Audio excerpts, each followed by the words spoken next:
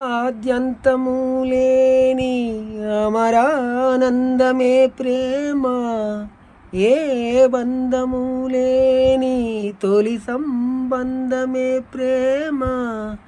ప్రేమ దివ్య భావము, ప్రేమ దైవ రూపము, ప్రేమ జీవరాగము, ప్రేమ దివ్య జ్ఞానము.